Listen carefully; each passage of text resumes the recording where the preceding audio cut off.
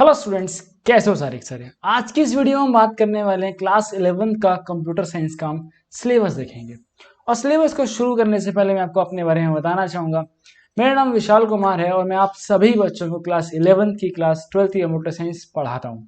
और कुछ इस तरीके से चैनल में पढ़ाया जाता है कि आपके अगर बेसिक्स कमजोर हैं, ऑल्दो अभी तो आप क्लास 11 में शुरुआत कर रहे हैं, पूरी कोशिश करिएगा कि कोई चैप्टर आपका छूटे ना।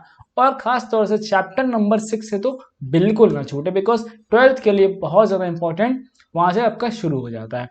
और अगर मैं बात करूं अपने स्कोर की, तो मैंने क्लास के 12th कंप्यूटर साइंस के एग्जाम में मेरा स्कोर था 96 आउट ऑफ 100। मैंने मार्क्स स्कोर किए थे, जो कि कई बच्चों का ड्रीम स्कोर भी होता है। अगर मैं क्लास 11th में अपने स्कोर की बात करूं तो मेरा स्कोर 70 आउट ऑफ 70 था, जो कि मैं मानता हूं कि एक काफी अच्छा स्कोर है। बाकी आप लोग क्या कहते हैं इस पर कमेंट सेक्शन में जरूर बताना। चलो हम शुरू करते हैं। सबसे पहले अपना सिलेबस देखते हैं।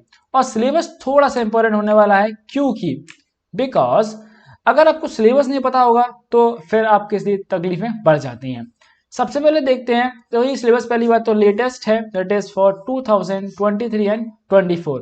सीबीएसई थोड़े मोटे जो छोटे मोटे सिलेबस में चेंजेस किए हैं उसकी हम बात करेंगे। सबसे पहले देखते हैं डिस्ट्रीब्यूशन ऑफ मार्क्स किस तरीके से यहाँ पर हो रहा है। दैट इज डिस्ट्रीब्यूशन कुछ इस तरीके से हमारा यहाँ पर यूनिट नंबर है, कंप्यूटर सिस्टम एंड ऑर्गेनाइजेशन आपका 10 मार्क्स का रहेगा। Okay, and this is computational thinking and programming आपकी 45 मार्क्स की है। सोसाइटी लॉ एंड एथिक्स आपका 15 मार्क्स का रहेगा। और ये जो नंबर 3 है, दैट इज ये पूरी की पूरी आपकी थियोरेटिकल यूनिट होने वाली है। ओके, अब हम यूनिट वाइज सिलेबस की बात कर लेते हैं।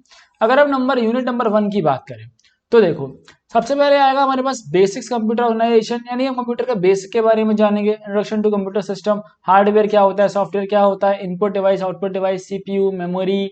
मेमोरी 3 टाइप की होती है, primary, cache, secondary memory. Units of memory जो होती हैं, ठीक है, byte, bit, byte, KB, MB, GB, TB, PB, सारी चीजों के बारे में हम डिस्कस कर रहे होंगे। इसके बाद हम बात करेंगे टाइप्स ऑफ सॉफ्टवेयर के बारे में। सिस्टम सॉफ्टवेयर, जिसमें आपका ओएस आ जाएगा, system utility, device drivers, programming tools and languages, translator, assembler, compiler, interpreter, application software. इसके बाद पढ़ेंगे हम ओएस के बारे में, जानेंगे ओएस के फंक्शंस क्या होते हैं। देन फिर हम पढ़ेंगे बूलियन लॉजिक के बारे में, that is Boolean, not, and, or, nand, nor, XOR, not, truth tables, De Morgan's theorem. Number system के बारे में पढ़ेंगे और फिर हम इनके कन्वर्जन्स भी देखेंगे, जो कि आपके लिए इंपॉर्टेंट चीज रहेंगी आपके स्कूल्स के एग्जामिनेशन के पर्सपेक्टिव से। एक चीज आपको और बताना चाहूंगा कि जो इन बच्चे भी क्लास 11th में कंप्यूटर साइंस लेना चाहते हैं, उनके लिए बहुत अच्छी खबर ये है कि अगर आप आगे जाके बेटा बीटेक आप परस्यू करना चाहते हो, और वो भी अगर आप सीएस ब्रांच से पढ़ना चाहते हो, तो एटलीस्ट आपके 6 से 7 सब्जेक्ट्स का, क्या कह रहा हूं मैं, ध्यान से सुनो, 6 से 7 सब्जेक्ट्स का आपको इंट्रोडक्शन हो जाता है क्लास 11th की और 12th की कंप्यूटर साइंस के अंदर। सो मेक श्योर कि अगर आप थोड़ा सा भी सही से इस चैनल को फॉलो करोगे और आपको यहाँ सब कुछ मिल रहा होगा, बस आपको करना क्या, बस सिंपली फॉलो करना जो आपको बताया जा रहा है। देन इसके बाद हम बात करेंगे इनकोडिंग स्कीम, एसकाई के बारे में जानेंगे, आईसी के बारे में जानेंगे, यूनिकोड के बारे में बात करेंगे।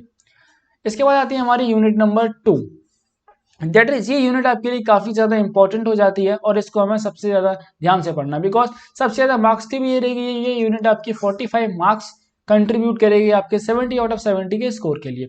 सबसे पहले हम पढ़ेंगे introduction to programming solving, step to programming solve. देखो क्या होता है, कई स्कूलों में जो है वो ये वाला यूनिट नहीं पढ़ाई जाती है और इससे ये बच्चे कंफ्यूज हो जाते हैं। बिकॉज मेरे हिसाब से ये चैप्टर जो है आपके लिए इंपॉर्टेंट है, बिकॉज इसमें आपको बताया जाएगा कि क्या क्या स्टेप्स रहेंगे आपको प्रॉब्लम को सॉल्व करना है। पहले आपको प्रॉब्लम को एनालाइज करना है, फिर हमें उसका एल्गोरिदम कैसे बनाना है, फिर हमें कोडिंग कैसे करनी है, फिर टेस्टिंग कैसे करनी है। ये सारी चीजें जो है इस चैप्टर में हम पढ़ने वाले हैं। एंड देन फिर हम पढ़ेंगे इसके बाद में बेसिक्स ऑफ पाइथन प्रोग्रामिंग के साथ में फीचर्स जानेंगे, हेलो वर्ल्ड का प्रोग्राम लिखेंगे अपना, ठीक है। एग्जीक्यूशन मोड्स के बारे में जानेंगे, 2 मोड होते हैं इसके अंदर, हमारा इंटरेक्टिव मोड हो जाता है, नेक्स्ट स्क्रिप्ट मोड हो जाता है। एंड देन फिर हम थोड़ा बेसिक्स की तरफ बढ़ेंगे। अब जैसे ही हम बेसिक्स पढ़ लेंगे, देन अगली यूनिट में हम पढ़ेंगे अपने डेटा टाइप्स के बारे में। डेटा टाइप का मतलब ये हो जाता है कि आपका किस टाइप का डेटा यूजर एंटर कर रहा है, ये हमें आइडेंटिफाई करना है या फिर हमें रिस्ट्रिक्शन लगानी है, तो हम उसके बारे में पढ़ेंगे। तो यहाँ पे हमारे पास काफी सारे डेटा अवेलेबल हैं, नंबर्स, बुलियन सीक्वेंस हो गया, ठीक है, मैपिंग हो गई, म्यूटेबल, इम्यूटेबल, सारी चीजें हम बहुत डिटेल में पढ़ेंगे मेक श्योर मैं ऐसा कोशिश करूंगा कि इस चैनल पर अगर आप लोग कहेंगे तो एक ऐसा कोर्स बनाया जाएगा जो कि आपके स्कूल में भी शायद ऐसा नहीं पढ़ाया जाएगा, यानी आपको प्रॉपर चीजें लाइव बताई जाएगी। फिर हम ऑपरेटर्स के बारे में बात करेंगे, अर्थमेटिक ऑपरेटर्स हो गए, रिलेशनल, लॉजिकल, असाइनमेंट ऑपरेटर्स, सारी चीजें हम बात कर रहे होंगे। देन एक्सप्रेशंस की बात की जाएगी एंड देन एरर्स। कई सारे बच्चे होते हैं वो ये दिक्कत फेस करते हैं, भैया हम ये कैसे पता करें कौन सा एरर है, ये टाइप वगैरह एरर है, ये सारी दिक्कतें उनको होती है। देन फ्लो ऑफ कंट्रोल में कहना चाहूंगा कि फ्लो ऑफ कंट्रोल जो है मोस्ट इंपॉर्टेंट है, बिकॉज ये सबसे इंपॉर्टेंट आपके लिए इसलिए बिकॉज इसमें बहुत सारी चीजें डिसाइड हो जाती है। ठीक है, इटरेशन हो गया, कंडीशनल हो गया, एंड देन यहां से आपका सबसे इंपॉर्टेंट पार्ट शुरू होता है आपकी प्रोग्रामिंग का, दैट इज यहां से आपके इफ एल्स यूज करना, इफ एल्स से फ्लो चार्ट, सिंपल प्रोग्राम बनाना। ओके, देन आपके लूप्स को यूज करना, बिकॉज देखो आपको ऑल दो एक प्रोग्रामिंग लैंग्वेजेस के अंदर सारा बेसिक से सीखना होता है, फिर हमें अपनी प्रॉब्लम स्टेटमेंट को एनालाइज करना होता है कि हमें अपने कौन कौन से बेसिक चीजों की यहाँ पर जरूरत पड़ने वाली है, और हम उसको जरूरत के हिसाब से हम सारी चीजों का इस्तेमाल में लेते हुए अपनी प्रॉब्लम को सॉल्व करते हैं। ठीक है, इट्स बस प्रोग्रामिंग आपकी इतनी ही होती है। ओके, देन हम स्ट्रिंग्स के बारे में पढ़ रहे होंगे, फिर हम स्ट्रिंग्स के बहुत सारे फंक्शंस हैं उनको मैं आपको चला के दिखा दूंगा। लिस्ट पढ़ेंगे, लिस्ट के आपके फंक्शंस हो जाएंगे। देन टपल्स पढ़ेंगे, फिर हम डिक्शनरी पढ़ेंगे। ओके, और इनके साथ में हम कुछ मॉड्यूल्स भी पढ़ेंगे और मॉड्यूल्स में के कुछ फंक्शंस भी देख रहे होंगे। इसके साथ में आपकी 11th में पाइथन आपकी इतनी ही है। ओके, एंड देन ये ओके, इसके बाद हम आते हैं, थोड़ा सा नीचे आते हैं, जस्ट अ सेकेंड। अभी हमारी एक यूनिट और बची हुई है। ये यूनिट पूरी की पूरी थ्योरेटिकल यूनिट है, ये आपकी that is society law and ethics. तो इसमें आपके डिजिटल फिंगरप्रिंट्स के फुटप्रिंट्स के बारे में पढ़ रहे होंगे, डिजिटल सोसाइटी है, नेटसन, ठीक है, ये सारी चीजें पढ़ेंगे। थ्योरेटिकल नहीं तो आप बड़े आराम से पढ़ सकते हैं, साइबर क्राइम, बट ये भी आपके लिए सारी चीजें जरूरी है जानना, बिकॉज एट लास्ट आपको ही बेनिफिट देंगे।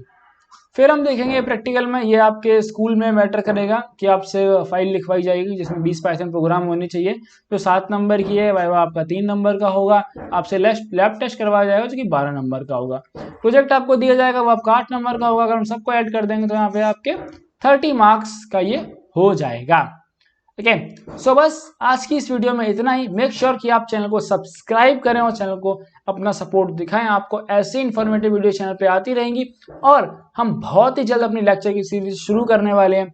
सो मेक श्योर कि आप सब्सक्राइब करें, अपने सभी दोस्तों तक शेयर करें, और अगर आपके मन में कोई भी डाउट है तो आप कमेंट करके जरूर बताइएगा।